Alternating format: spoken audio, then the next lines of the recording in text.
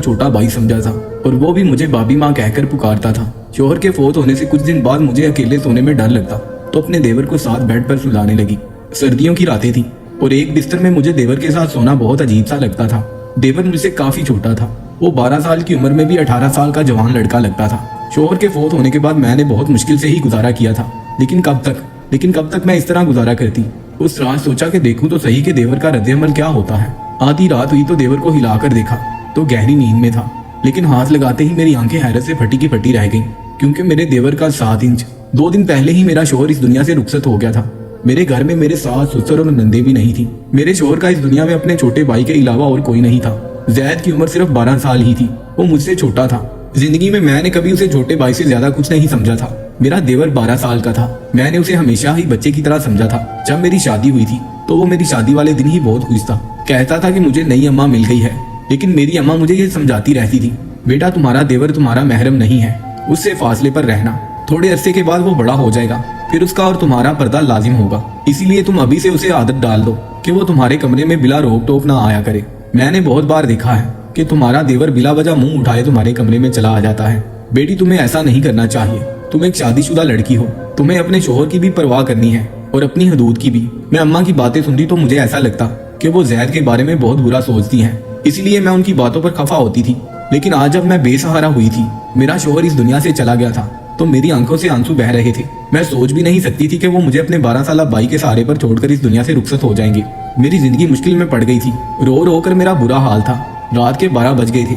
मेरा देवर जैद भी अभी तक घर नहीं आया था। वो शायद अपने भाई के रिश्तेदारों के साथ मसरूफ था। मेरा दिल मुतमईन इसी हवाले से था कि चलो वो घर नहीं आता तो ज्यादा अच्छी बात है, क्योंकि अगर वो घर आ गया तो मुझे भी गैर महफूजा महसूस होगा। मुझे रह रह कर अम्मा की बातें याद आ रही थी। लेकिन इसी लम्हे घर के दरवाजे पर दस्तक हुई।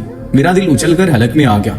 मैंने सोचा कि पता नहीं कौन होगा, मगर बाहर से जैद की आवाज आई, भाभी दरवाजा खोले, मैं जैद हूँ। मैंने डरते डरते ही दरवाजा खोला था। आज तो मुझे ये घर जंगल जैसा मालूम हो रहा था और जैद मुझे छोटा सा भेड़िया लग रहा था। पता नहीं क्यों मैं उसके बारे में इतना मनफी सोचने लगी थी। भाभी आपने खाना खाया? उसने मुझसे मासूमियत से पूछा था। नजरें झुकी हुई थी और साथ ही हाथ में एक थैली रखी हुई थी। थैली में चावल थे। चावल तेल वाले लगते थे। उसने एक प्लेट में चावल डाले और मेरे सामने लाकर रख दिए। भाभी मुझे खाना बनाना नहीं आता, मैं आपके लिए बाहर से लेकर आया हूँ, आप खा ले, वरना यूं ही भूखी मर जाएंगी। मैं अपने भाई के बाद अपनी माँ को नहीं खोना चाहता। जैद की आंखों में भी आंसू थे। कहने को तो वो मुझे माँ ही कह रहा था, मगर फिर भी अम्मा की बातें मेरे जहन से नहीं निकल रही थी। भाभी आपको फिक्र करने की जरूरत नहीं है, मैं आपका सहारा बनूंगा। आप इस घर से मत जाइएगा। वो बड़ी जज्बाती बातें कर रहा था, मगर मेरे जहन में बहुत सारे अंदेशे मटक रहे थे। फिर उसने एक अजीब बात बोली, भाभी आप इस कमरे में सो जाएं। दूसरा कमरा तो छत के करीब है। मुझे पता नहीं क्यों ऐसा लगता है कि आपको छत वाले कमरे के साथ नहीं सोना चाहिए। और अब तो सब लोगों को पता है कि हमारे घर में फौतगी हो गई है, तो कोई भी बुरी नीयत से हमारे घर आ सकता है। मैं हैरान थी कि जैद इतनी छोटी उम्र में ऐसी बातें क्यों कर रहा है। क्या उसे किसी ने कुछ कहा है? मगर फिलहाल जो बात उसने की थी मुझे ठीक ही लगी। मैं उसके कमरे में चली गई। जैद का कमरा दूसरी तरफ था, जबकि मैं और मेरा शोहर छत के करीब वाले कमरे में रहते थे। मुझे बहुत अजीब लग रहा था। आज पहली बार मैं अपने कमरे के अलावा कहीं आई थी, मगर जो कुछ मैंने अपने देवर के कमरे में देखा, मेरी तो आंखें फटी की फटी रह गई थी। तो कमरे का दरवाजा बंद करते ही मेरी नजर एक ऐसी चीज पर पड़ी थी जिसने मेरे होश उड़ा दिए थे। वैसे तो बज़ाहिर वो 12 साल का बच्चा ही लगता था, मगर अम्मा वाली बात सही थी कि जो कुछ वो फिलहाल कर रहा था वो एक बड़ा और एक समझदार आदमी ही कर सकता है। जैद के कमरे में अपना जेवर देखकर मेरा दिल होल उठा था। मैंने तो उसे कई जगहों पर कई तालों में छुपा कर रखा था, मगर ये सब कुछ जैद के हाथ कैसे लग गया? बात बड़ी अजीब सी थी। मैं दिल में सोचने लगी कि मैं सुबह होते ही इससे इस बात का सवाल करूंगी, मगर इस वक्त मुझे सख्त नींद आ रही थी। मैंने दरवाजे को अंदर से कुंडी लगाकर अच्छी तरह लॉक कर लिया और फिर सोने की तैयारी करने लगी। पता नहीं क्यों मुझे नींद नहीं आ रही थी। हालांकि वो 2 दिन से मुझे नींद, पर आज मुझे लग रहा था जैसे जैद के लाए हुए चावल खाकर मेरी आंखों पर तो गुनूदगी तारी हो रही थी। मैंने दिल में सोचा कि कहीं चावल खाने से मुझे नींद तो नहीं आ रही, मगर इतना तो मुझे मौका ही नहीं मिला। जब मेरी आंख खुली तो सुबह के 10 बज रहे थे। मैं हैरान हो रही थी कि मुझे इतनी नींद कैसे आ गई। हालांकि 2 दिन से मुझे बिल्कुल नींद नहीं आ रही थी, लेकिन आज चावल खाने के बाद मेरी ऐसी आंखें बंद हुई थी जैसे किसी को शराब पिला दी गई हो। मैं हैरान हो रही थी, ऐसा होना तो नहीं चाहिए। दिल में बार बार एक ही ख्याल आ रहा था कि कहीं जैद के लाए हुए चावल को खाकर मैं बेहोश तो नहीं हो गई थी। लेकिन आखिर जैद ऐसा क्यों करता? मैंने दिल में सोचा। आंखें मलती हुई मैं बाहर आई तो सामने जैद किचन में चाय बना रहा था। उसे देखकर मुझे बहुत बुरा लग रहा था। भाभी आप सो गई थी, आपको बहुत अच्छी नींद आई ना? उसने मेरी तरफ पुकारते हुए देखकर कहा था। तो मैंने उसे फीके लहजे में यही कहा कि हाँ, आज मुझे बहुत ज्यादा नींद आई। तो क्यों ना आती? भाभी मैंने आपके चावलों में ना सोने वाली गोली मिलाई थी। मैंने अपने दोस्त को बताया था कि मेरी भाभी को नींद नहीं आती। उसने मुझे कहा कि तुम उनके खाने में नींद की गोलियां मिला दिया करो, इससे वो आराम से सो जाएंगी। मैं हैरान हो गई कि जैद इतनी घटिया हरकत कर सकता है। जैद तुम ऐसा सोच भी कैसे सकते हो? तुम अपनी भाभी को बेहोश करना चाहते थे? नहीं नहीं भाभी, मैं तो आपको अच्छी नींद देना चाहता था। देखिए अब आप अच्छी खासी तरोताजा लग रही हैं, ये ले चाय पिए। उसने चाय मेरे सामने रखी तो मैं शक में पड़ गई। तुमने इसमें भी कुछ मिलाया तो नहीं है?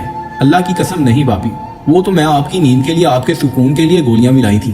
कहती हैं तो ये चाय मैं आपके सामने खुद पी लेता हूँ, बल्कि हम आधी आधी पी लेते हैं। उसने उस प्याली से एक घूंट भरते हुए मुझे दिखाया तो मैं यकीन कर बैठी।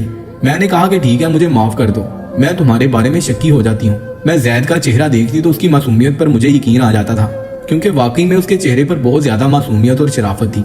मैंने आज उसे कुछ नहीं कहा था। जानना चाहती थी कि वो आगे खुद से क्या कहेगा, क्योंकि जो कुछ मैं उसके कमरे में देख आई थी उसकी तो कोई माफी नहीं थी। थोड़ी देर बाद उसने खुद ही मुंह खोल दिया। भाभी मैं आपके जेवर बेचना चाहता हूँ। मेरा एक बहुत ही जानने वाला मुखलिस और ईमानदार अंकल है, वो हमारे जेवर बेचकर हमें बहुत सारे पैसे देंगे। हम उन पैसों से घर खरीद लेंगे। इस किराए के घर में हम कब तक रहेंगे? मालिक मकान तो परसों किराया लेने आ जाएगा, हमारे पास तो पैसे ही नहीं है। जैद की बात सुनकर मैं हैरान हो गई थी। अभी तक ऐसा तो मैंने नहीं सोचा था, फिर वो कैसे सोच सकता था? बात बड़ी अजीब थी। मैंने कहा जैद तुम्हें ये ख्याल कैसे आया कि हम एक नया घर बनाएं? भाभी मैंने आगे शादी भी करनी है, हमने सारी जिंदगी एक साथ रहना है। नया घर होना चाहिए हमारे पास, और ना किराए के घरों में तो इंसान सिर्फ जलील और रुसवा ही होता है। जैद की बात बिल्कुल ठीक थी, इसलिए मैंने उसे जेवर वाले मामले पर कुछ नहीं कहा। लेकिन मुझे डर था कि वो जेवर बेचकर हमारे पास अगर पैसे ना आए तो क्या होगा। मैं एक बेवा औरत थी, मेरा देवर 12 साल का था, तो ऐसे में तो कोई भी हमें आराम से बासानी धोखा दे सकता था। मैंने सोचा कि इस बारे में मैं किसी से मशवरा कर लूं या अपने मैके वालों से कहती हूँ, वो मेरी मदद जरूर करेंगे। जैद तो छोटा बच्चा था, जिसकी इस बात पर मुझे अभी तक गुस्सा था कि उसने मेरे कमरे से आखिर इतने ताले तोड़कर वो जेवर निकाला कैसे, जबकि ताले टूटे हुए भी नहीं थे। जबकि इस जेवर के बारे में मैंने जैद को बताया भी नहीं था। मुझे अब जैद की बातों पर गुस्सा भी आ रहा था, लेकिन वो जो भी करता आखिर में उसकी ऐसी वजाहत देता कि मैं मुतमिन हो जाती थी। मैंने अपने घर वालों से कहा कि मुझे ये जेवर बेचकर घर लेना है। उन्होंने मुझसे कहा कि नहीं, घर लेने की कोई जरूरत नहीं है, बेवा हो चुकी हो, अब तुम्हें हमारे घर आना होगा। मगर मैं उनके घर नहीं जा सकती थी।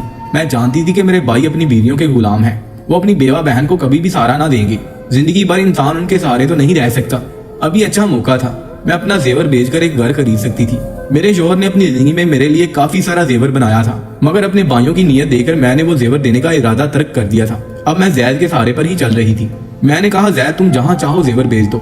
मैं अपने मेके वालों से उनके रवैये से मायूस हो गई थी। जैद ने अपने उन्हीं अंकल को वो जेवर जाकर दे दिया, और 2 दिन के बाद हमें एक बहुत मुनासिब जगह पर घर ढूंढकर घर की चाबी और कागजात उन्होंने जैद के हवाले कर दिए। मैं तो इस सारे अमल पर हैरान रह गई थी कि 2 दिन में इतनी जल्दी ये घर कैसे हमें मिल सकता है, जबकि लोगों को काफी सारा काम भी करना पड़ता है। घर का इंतकाल, घर के कागजात, बहुत सारी ऐसी चीजें होती हैं जिस पर इंसान को मेहनत करना पड़ती है, वक्त लगाना पड़ता है। मगर जैद ने जब कागजात लाकर मेरे हाथ में रखे, मैं तो हैरान ही रह गई थी। वो था तो 12 साल का, मगर उसकी सोच बड़ों वाली थी। फिर उसने एक अजीब सी बात कही, कहने लगा कि भाभी हम सारा घर साफ कर लेंगे तो आपसे जरूरी बात करनी है। आज जैद की आंखें तो अजीब सी लग रही थी, उसकी नजरों में कोई अजीब सी बेचैनी सी थी, जिसे देखकर मैं समझ नहीं पा रही थी कि वो मुझसे क्या कहना चाहता है। उस वक्त मैं जल्दी में थी, हमने घर में सारा सामान भर दिया था। अब हमें आगे की फिक्र थी कि हमारा खाना पीना और राशन कहाँ से आएगा, जबकि मैंने तो कभी जिंदगी में बाहर जाकर कोई नौकरी भी नहीं की थी। फिर जैद ये क्यों कह रहा था कि उसे मुझसे कोई जरूरी बात करनी है? पता नहीं उसने मुझसे क्या बात करनी होगी।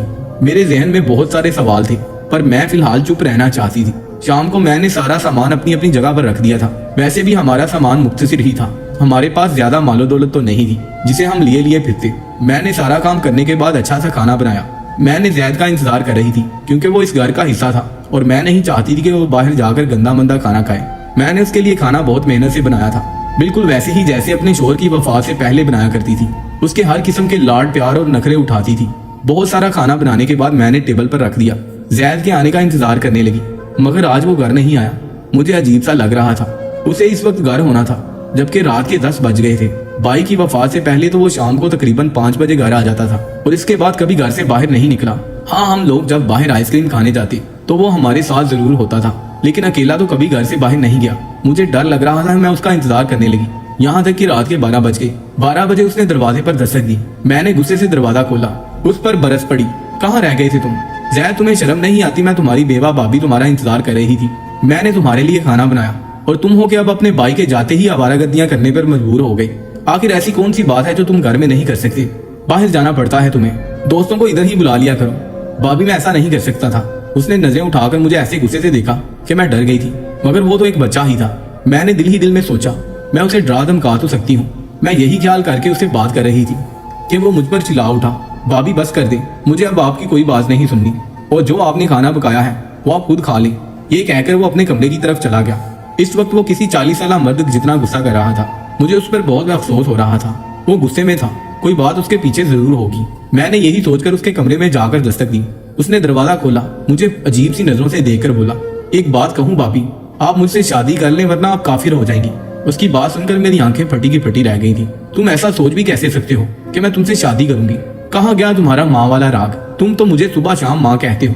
अब क्या हो गया? किसने तुम्हारा दिमाग खराब कर दिया? ये इतनी घटिया बात तुमने अपने जहन में सोची भी कैसे, और फिर मुंह से कैसे निकाली? मैं गुस्से से आग बगोला हो रही थी।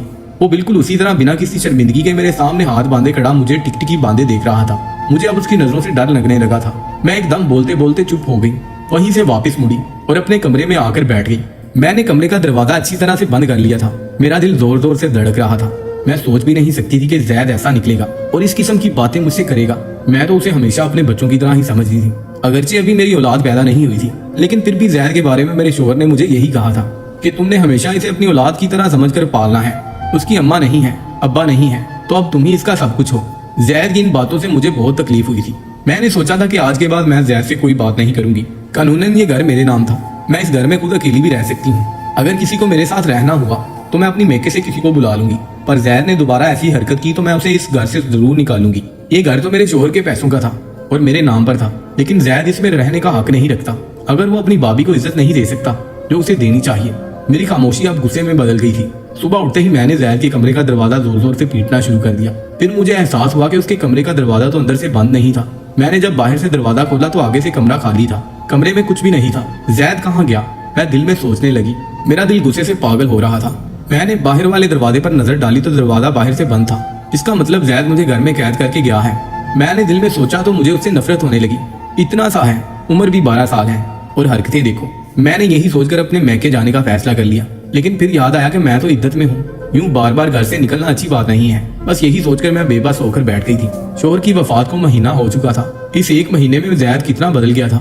मैं दिल में सोचने लगी, या अल्लाह मुझे औलाद दे देता तो मैं इस वक्त जैद के सहारे ना होती। मैं अपनी औलाद के सहारे जिंदगी गुजार लेती। मगर अब मैं उसे क्या कहूँ? मेरा तो उससे कोई रिश्ता भी नहीं। जिस शख्स की वजह से रिश्ता था वो तो मनोमटी तरह जा सोया। आज मैंने सोच लिया था कि जैद आए तो मैं उसे साफ साफ बात करूंगी। क्या वो इस घर में नहीं रह सकता? रात के तकरीबन 6 भी नहीं बजे थे, यानी अभी रात शुरू नहीं हुई थी कि मेरे घर के दरवाजे पर जोर जोर से दस्तक होने लगी। मैं तो यही समझी कि बाहर जैद होगा, और जब मैंने दरवाजा खोला तो सामने 3-4 आदमी खड़े थे। ये आदमी बहुत अजीब गुस्से में लग रहे थे। उनके चेहरे पर दाढ़ियां सजी हुई थी। लगता था जैसे इस्लाम के ठेकेदार यही हों। उन्होंने जो बात मुझसे कही थी वो बहुत हैरान कर देने वाली थी, बल्कि मुझे दुखी कर देने वाली थी। बीबी तुम यहाँ अकेली रहती हो? जी हाँ, मैं अकेली रहती हूँ। झूठ बोल रही हो। ये उसका देवर भी इसके साथ रहता है, अभी भी घर में ही होगा। ये लोग पता नहीं इस मोहल्ले को क्या समझते हैं, मोहल्ले को गंदा कर रहे हैं। मैं तो कहता हूँ कि इन्हें यहाँ से बेघर कर देना चाहिए। ऐसे लोगों का इस मोहल्ले में रहना ठीक नहीं है। दूसरा आदमी बोला, क्यों भाई साहब, हमने क्या किया है? अरे बीबी तुमने क्या किया है ये तुम हमसे पूछ रही हो? तुम अपने 12 साल देवर के साथ इस घर में अकेली रहती हो। तुम्हें पता है कि तुम्हारा शोहर मर गया है, अब तुम बेवा हो गई हो। या अपने माँ बाप के घर जाओ, या यहाँ रहना है तो शराफत से रहो। यहाँ हमारी भी बहनें, बेटियां और माएँ हैं। ऐसे लोगों को हम अपने मोहल्ले में बर्दाश्त नहीं कर सकते। उन आदमियों पर मुझे गुस्सा तो बहुत आया, मगर मैं उनसे उलझना नहीं चाहती थी। मैंने उनके मुंह पर ही घर का दरवाजा बंद कर दिया। आंखों से आंसू बहने लगे। जैद पर मुझे सख्त गुस्सा आ रहा था। ये सब उसी का किया धरा था। मैंने दिल में सोचा, अपना सामान मैंने बांधना शुरू कर दिया, क्योंकि अब यहाँ रहना मेरे लिए मुश्किल हो चुका था। मैं जानती थी कि जैद ने ये सारी बातें मेरे बारे में ऐसे फैलाई होंगी कि जैसे मैं कोई गुनाहगार औरत हूँ। सच कहते हैं, ये दुनिया अकेली औरत को खा जाती है।